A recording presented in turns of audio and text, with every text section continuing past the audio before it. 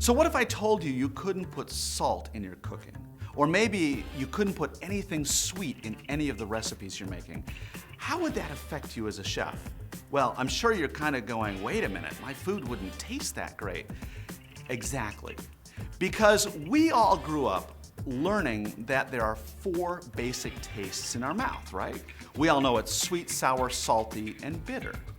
And we believed that for a long time until along comes this thing called umami. And what we discovered is that umami is indeed the 5th taste, which means that inside of our mouth, we have the ability to perceive the 5 different tastes. And that's kind of important because each taste has a reason for being there. So for instance, if I'm eating something sweet, what that's telling my body is it's all about calories and it's about consuming energy. Or if I'm, let's say, eating something bitter, well, what that's transmitting to my brain is that, be careful, maybe that's a poison. But through social training, we actually learn to like things that are bitter. What about umami?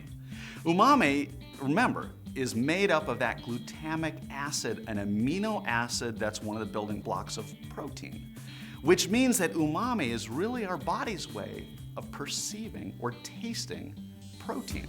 So when we eat something that has umami in it, not only is the message going to our brain that we're consuming protein, but it's also giving this message that, wow, this is really good. Now, interestingly enough, I haven't always believed in umami. In fact, I, like a lot of people, were sort of on the fence if it really existed, and certainly I didn't want to use MSG. But one day in one of my classes I was teaching, I remember talking with a student from the Philippines, and in the lecture that day I had mentioned about how we don't use MSG in our kitchen because it's a little suspect or whatever. And afterwards the student came up to me and she said, you know, chef, I don't get it. What is it about MSG? Because when I'm at home, my mom has it in the kitchen and we grew up eating it on a lot of things. Now all of a sudden I'm sort of got this question mark in my head. And then she says, chef, have you ever tried it on scrambled eggs? And so right then in the kitchen, we made some scrambled eggs because I was curious. And she put in the MSG and I couldn't believe the flavor boost. And it was that day that I started thinking, you know, maybe there's something to this umami thing. So what does umami taste like? Well, it's a little bit difficult to describe because imagine if when you were growing up and the first time you tasted something sweet, nobody told you that that sensation that you were feeling is what we call sweet. Well, it's the same way with umami. And especially those of us who grew up without people telling us, oh, the flavor of that's rich in umami. But what is that flavor? Well, it's been described as meaty or brothy or savory. Once you taste it, once you recognize it, you'll be able to taste it forever. Its role in the kitchen is important because it allows chefs to add an additional flavor profile to their food. Because as chefs, we want to be sure that we're sort of exciting every bit of our palate with the dishes we make because it makes for a bigger and more satisfying taste experience. That's why we think about things like, well, acid, and we think about bitter, and we think about salty and sweet. And we also need to think about umami because if you leave that umami sensation out, the recipe is noticeably missing something. How do we use or where do we find that umami in the kitchen? We get it in a lot of places. Fermented sauces like fish sauce, soy sauce, and miso, or perhaps in aged cheeses, aged sausages, aged hams, ripe tomatoes, tuna, even in red wine. There's a lot of places where we can find that umami sensation. And of course, we can also use MSG, which is the purest form of that umami flavor profile. What does that mean? Well, it's sort of like the difference between using honey and sugar when we want to sweeten something. If we put sugar in, we're just getting a pure sweet taste. If you put honey, you get the sweetness and additional flavor profiles, which you may or may not want depending on the recipe. The same with umami. For instance, I could use soy sauce, but then I'm getting umami and other flavor profiles, which may or may not be appropriate.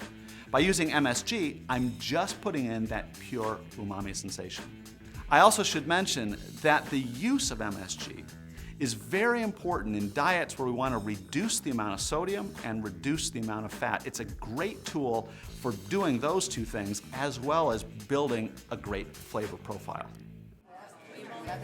At a recent event where we were talking about umami and the use of MSG, we had the chefs taste lots of different things. For instance, they had some different cheeses at different ages to be able to sense that umami difference. Or they had broth that had MSG in it to be able to sense what that umami difference is. And we also gave them a pot of black beans that we had cooked. And what we did was really neat. We gave the chefs salt and MSG and we said, play with the two. And add a little salt and add some of the MSG. And so what they're doing is they're playing with levels of umami and salt and seeing what is the perfect amount for them. It was a lot of fun, and listen to what the chefs had to say. The fact that it's the same broth in 3 different variations, one is no salt, no MSG, and then we take the next step to salt, and then salt and MSG, completely different experience. This is mind-blowing.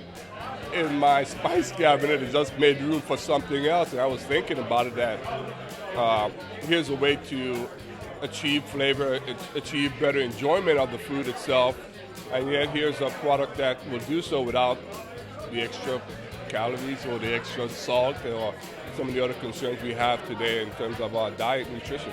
Well, you had a very plain chicken broth, and then you had a salt-seasoned chicken broth, and then you had the chicken broth with the MSG, where the flavors just came out and developed more with the MSG in it. So it was really interesting. It was a good educational process to the palate to be able to see the difference. So now it's your turn to go out and experiment. Get some MSG and try adding it to different things in your kitchen. Maybe put it in some scrambled eggs for starters, put it in some soup, put it in a braised item, and watch what happens to the flavor profile. I think you're going to like what you're going to find.